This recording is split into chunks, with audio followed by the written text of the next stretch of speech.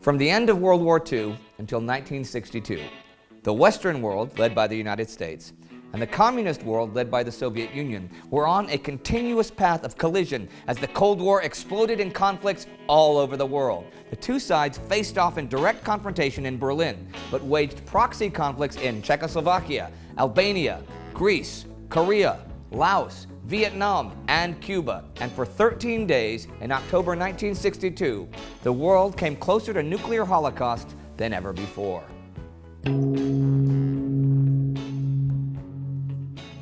This is TimeGhost, the Cuban Missile Crisis. I'm Indy Neidell.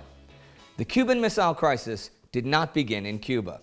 It had its roots in Berlin, Italy, and Turkey.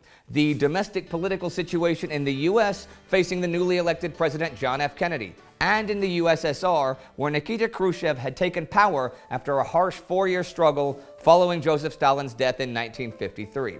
But the leader of the Soviet Union was not a comfortable position in which to be. He faced an ailing economy, the solution for which the party believed was partly an increased sphere of global control and more client states. He faced demands for reform and liberalization at home, but also the expectation to carry out an aggressive foreign policy to protect Soviet interests. And an important part of that policy was the nuclear arms race, where the USSR was way behind the United States. From 1957 to 1962, the number of operational American nuclear warheads went from around 5,500 to an estimated 25,540. Over that time, the Soviets went from 660 to 3,346. Enough explosive power to destroy planet Earth several times over, sure, but still not even close to an actual balance of power.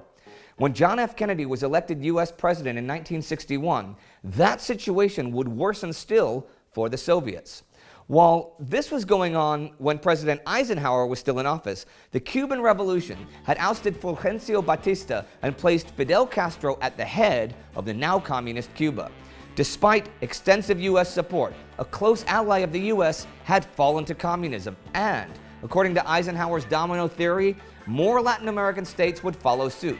And with revolutionary movements brewing all over the South American continent, it looked like a plausible assumption. At first, the U.S. administration chose to observe and tolerate Castro until he confiscated and nationalized all U.S. assets on Cuban soil. The U.S. answered with an embargo on Cuban goods and economic isolation of Cuba. So in February 1960, Cuba entered into an economic alliance with the USSR. 1 month later, Eisenhower ordered the U.S. military to start training Cuban expatriates for an armed counter-revolution. Now, contrary to the Soviet economy, the American economy was growing vigorously despite a brief recession in 1957 and 58.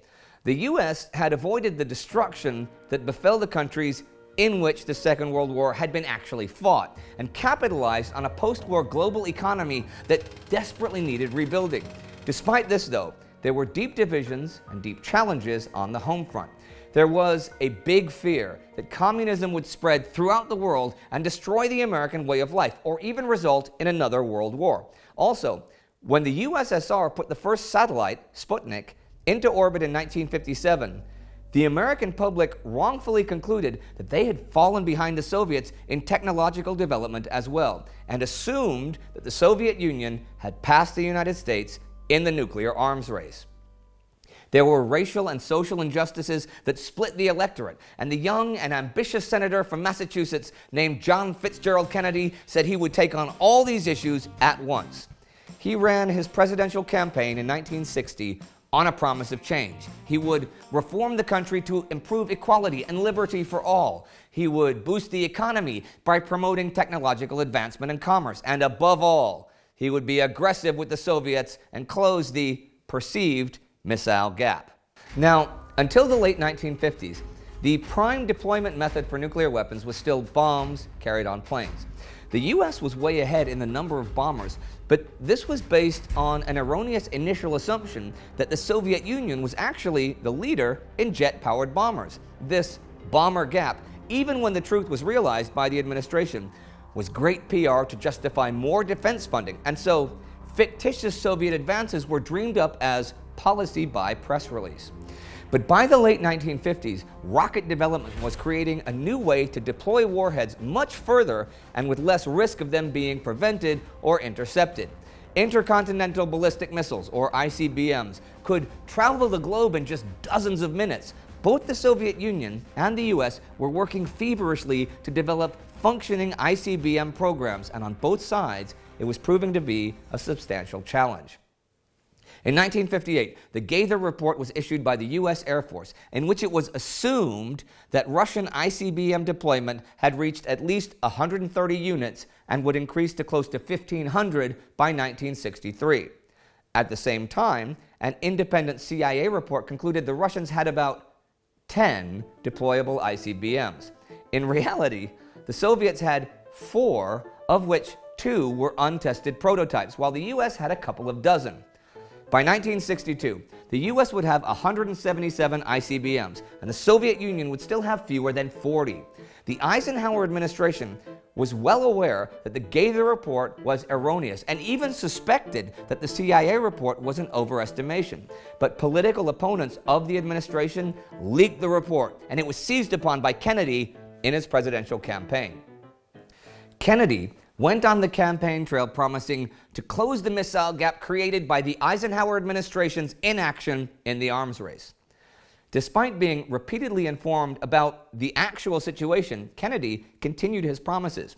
Finally, in July 1960, Eisenhower summoned both Kennedy and vice presidential candidate Lyndon Johnson personally to the White House and informed them of the situation himself. It was to no avail, for back on the campaign trail, Kennedy continued to slam Eisenhower for allowing the missile gap to arise. He even went so far as to claim that he himself had discovered the gap and coined the phrase. Kennedy's opponent, Richard Nixon, attacked Kennedy on claims that he was weak on fighting communism and was too young to shoulder the challenges of the Cold War. In fact, Nixon was only 4 years Kennedy's senior. Kennedy countered by upping the anti-communist rhetoric and continuing his claims about the non-existent missile gap. As the election approached, the candidates were neck and neck. Kennedy barely squeezed out the win with a margin in the popular vote of 0.17%, carrying 4 fewer states than Nixon, but winning 303 votes of the Electoral College. Allegations of voter fraud and irregularities followed, and the bitter, close campaign left Kennedy with a less than optimal amount of popular support. We now know that Kennedy and his brother, soon-to-be Attorney General Robert Kennedy, believed in a dialogue with the Soviets, but harsh measures against Cuba. And even before Kennedy took office, they opened a direct back-channel communication line to the Soviet Union through the spy Georgy Bolshakov, a highly positioned Russian intelligence operative with direct access to Khrushchev. Now, this contact was reported to the FBI and CIA and was never covert, but as the situation between the superpowers deteriorated, it soon became a vital part of the regular intelligence and diplomatic operations of the Kennedy administration. Kennedy had now made public promises he needed to keep. One of his first actions as president would be continuing the planned covert invasion of Cuba already put in play by Eisenhower. In April 1961, 3 months after taking office, he ordered the invasion that would soon be known as the Bay of Pigs invasion. On April 17th, close to 1,500 CIA-trained Cuban exiles descended on Cuba's Bay of Pigs, supported by 8 B-26 bombers and 5 supply ships. Facing them was a Cuban armed response of 25,000 soldiers, 200,000 militia, and 9,000 police. And it didn't take long before the invasion became a fiasco, and a very public one. The reaction and condemnation by Cuba and the Soviet Union were both swift and angry. And in the following months, Bobby Kennedy would meet Bolshakov a total of 19 times in order to try to patch up relations, to little avail. The Kennedy administration continued to look for ways to overthrow or undermine the Castro government. But despite the situation in Cuba, a summit between Kennedy and Khrushchev went ahead in June. The main topic on the agenda was Berlin, and both sides walked away satisfied that they had prevailed, while in actual fact they had achieved nothing. Days later, Kennedy announced an increase in the U.S. armed forces by over 20% to protect the world against the USSR. He also specifically increased the troops deployed to Berlin. Khrushchev, who was on vacation on the Black Sea, was reportedly furious, but that was only the beginning of his problems. That same month, the US started deploying mid-range ballistic missiles to Italy. Now, in contrast to ICBMs, MRBMs did exist in larger amounts. The placement of these missiles now enabled the US to strike at the Russian heartland within minutes of an outbreak of war. More MRBMs were positioned in NATO allied Turkey, even closer to Russia. Kennedy was delivering on his campaign promise to close that imaginary missile gap. But to do this quickly, he and his Secretary of Defense, Robert McNamara, had to rely on existing and tested missile technology. And the only missiles that existed in large enough amounts were the PGM-19 Jupiter missiles. Developed in 1954 and produced in 1956, these were already dated by 1961. More importantly, they stood above ground, so they could be easily spotted and destroyed by airstrikes. So they were fairly useless as defensive weapons and only really served for a first strike. It didn't take long for the USSR to find out what was going on, and Khrushchev's frustration and fury continued to grow. The next challenge came later that summer when East Germany decided to close the border between East and West Berlin for passage of civilians in order to stop the brain bleed of East German academicians, technicians, and engineers that were leaving in droves through the open border. Kennedy responded by calling in 148,000 reserves to potentially defend Berlin. Again, Khrushchev was furious.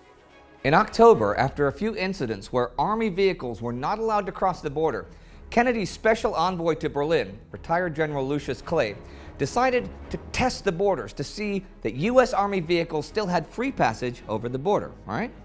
The test vehicle passed through. However, to be safe, the Americans had backed up the test by parking a few tanks on their side of the border. The USSR had also parked tanks on its own side. When the Americans saw that everything was normal, they called the tanks back. But the Soviets misunderstood the move and thought they were only retreating because of them. So they rolled into Friedrichstrasse towards Checkpoint Charlie, the main U.S. Army border crossing. The American tanks quickly turned around and took up aggressive positions on their side of the border. There they stood, fewer than 80 meters apart, for the next 48 hours, as Kennedy and Khrushchev negotiated who would pull back first. In the end, they agreed the Soviets would pull back 5 meters first, then the Americans, and so on in steps. Although somewhat comical in nature, the incident had serious implications as both sides walked away with the impression that the other side was ready to go to war over Berlin. Both Khrushchev and JFK were actually recorded at the time saying they didn't care that much for the fate of Berlin, despite making public statements to the contrary. That didn't really matter, though, as the allies of both countries cared very much about Berlin, so the USSR and the US were left with little choice. Meanwhile, the pressure on Khrushchev to do something about the overwhelming U.S. nuclear superiority was mounting, and by May 1962, he had developed a plan. He asked Fidel Castro to allow him to do the same as the U.S. had done in Turkey and Italy, place a few MRBMs in their front yard. Castro reluctantly agreed, and the construction of missile sites promptly began. Despite all this, during the summer of 1962, Kennedy was still under attack for being too soft on communism and the Soviet Union. So at the White House press conferences on September 4th and September 13th, he publicly warned Cuba and the USSR that the United States would not tolerate nuclear buildup in Cuba and would take forceful actions to prevent it. He would go on record as regretting this warning when, on October 16, 1962, U.S. spy planes discovered the missile sites, and the 13 most dangerous days in human history began. And we'll guide you through those 13 days. But if you missed part 1 of this prelude to the crisis, you can see that right here. Click subscribe to never miss an episode of this series, as well as all the other awesome series TimeGhost will produce in the future. You can also like us on Facebook for more cool things. Good night and good luck.